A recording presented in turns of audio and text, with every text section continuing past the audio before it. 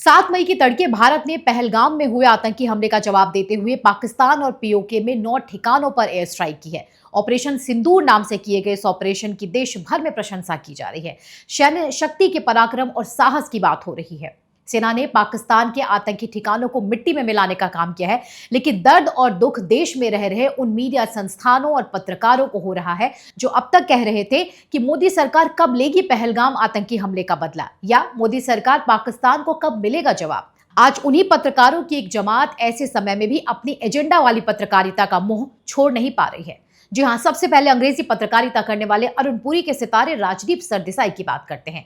राजदीप सरदेसाई के ट्वीट की पहली लाइन में वो लिखते हैं, in multiple strikes by our forces in operation Sindoor, India says terrorist infra targeted in PoK and Pakistan Punjab province in Bahawalpur and मोरदिक।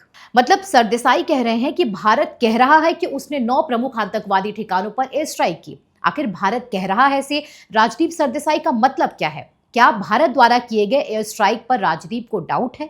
क्या भारत द्वारा पाकिस्तान के 9 आतंकी ठिकानों पर एयर स्ट्राइक पर संदेह है? वो ये भी तो लिख सकते थे कि भारत ने 9 ठिकानों को तबाह कर दिया। दरअसल देखा जाए तो इंडिया से इस पाकिस्तानी पत्रकारों की वर्डिंग रही है। ऐसे में राजदीप से पूछा जाना चाहिए कि भारत कह रहा है जैसे शब्दों का इस्तेमाल करना क्या ये उनकी पत्रकारिता पर सवाल नहीं खड़े करता? यहां तो किसी कांग्रेस या दूसरी विपक्षी पार्टियों के एजेंडे की बात नहीं थी। यहां तो बात देश की है, देश की सेना के साहस और पराक्रम की है। कम से कम जब हमारे देश की सेना और जवानों की बात हो तो एजेंडे वाली पत्रकारिता को साइड कर सच्ची पत्रकारिता कर लेते, सैन्य शक्ति की तारीफ कर लेते, ऑपरेशन सिंदूर पर 2 शब्द लिख देते। लेकिन यहां तो फेक न्यूज और एजेंडा वाले शब्दों से आपको पत्रकारिता करनी है। खैर, इसी लिस्ट में वो मीडिया संस्थान भी है जिसका नाम द हिंदू है, जिसके नाम में हिंदुस्तान वाला हिंदू तो है, लेकिन काम देश की बदनामी और देश विरोधी और फेक न्यूज वाली पत्रकारिता करना है। दरअसल द हिंदू ने एयर स्ट्राइक के बाद कुछ फोटोज एक्स पर शेयर कर बताया कि 3 इंडियन जेट जम्मू कश्मीर के अखनूर, रामबन और पंपोर में क्रैश हुए हैं, जबकि ये कोई इंडियन जेट नहीं थे बल्कि फ्यूल टैंक्स थे जो किसी पुरानी दुर्घटना वाली फोटो में यूज की गई थी। इस ट्वीट को कुछ ही देर के बाद डिलीट भी कर दिया गया।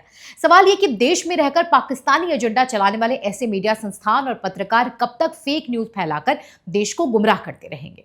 इसी लिस्ट में एक और नाम है आरफा खानम शेरवानी का, जो अमेरिका में बैठकर भारत के खिलाफ एजेंडा सेट करने में लगातार जुटी हुई हैं।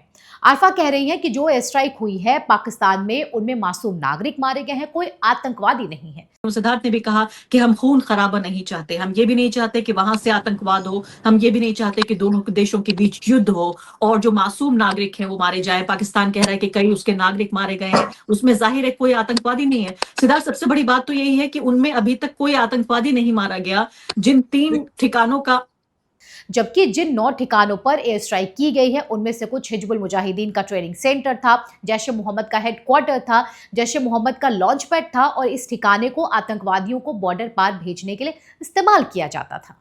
अब सवाल ये कि आखिर आरफा को कैसे पता है कि कोई आतंकवादी नहीं मारा गया है? क्या उनके पास पाकिस्तान से उनके आकाओं ने सभी जानकारी शेयर की है? दरअसल आज आरफा को इतना दुख पहुंच रहा है कि वो कह रही है कि हम नहीं चाहते युद्ध हो, तो क्या भारत में हम पाकिस्तान को ऐसे ही घुसपैठ के लिए बार बार छोड़ते रहे?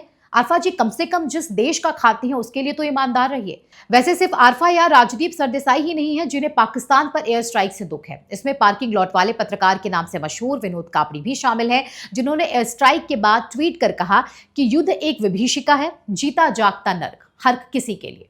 विनोद कापड़ी को आज बड़ा दुख हो रहा है पाकिस्तान के लिए, तभी तो युद्ध को विभीषिका बता रहे हैं, पाकिस्तान के लिए छाती पीट रहे हैं। अरे भाई, कभी तो देश का नागरिक होने के नाते देश के लिए 2 शब्द लिख देते, सेना की शौर्य गाथा पर कुछ बोल देते। लेकिन यहां तो कलेजा फट रहा है पाकिस्तान के लिए, दर्द हो रहा है उस दुश्मन देश के लिए जिसने एक नहीं कई बार भारत को आतंक का दर्द दिया है। ये है वो तथाकथित पत्रकार जिनके दिल में पाकिस्तान के लिए दर्द होता है। ये लोग देश के खिलाफ फेक न्यूज फैलाते हैं, सेना के पराक्रम और उनके मनोबल को गिराने का काम करते हैं। कहते हैं ना, चोर चोरी से जाए पर हेरा फेरी से ना जाए। ये पत्रकार शायद कोशिश करके भी अपने देश विरोधी एजेंडा को त्याग नहीं सकते, फिर वो शांति का समय हो या युद्ध का, इन्हें फर्क नहीं पड़ता। फिलहाल इस वीडियो में मेरे साथ बस इतना ही, लेकिन हमारी दूसरी वीडियोस को देखने के लिए हमारे यूट्यूब चैनल को सब्सक्राइब कीजिए।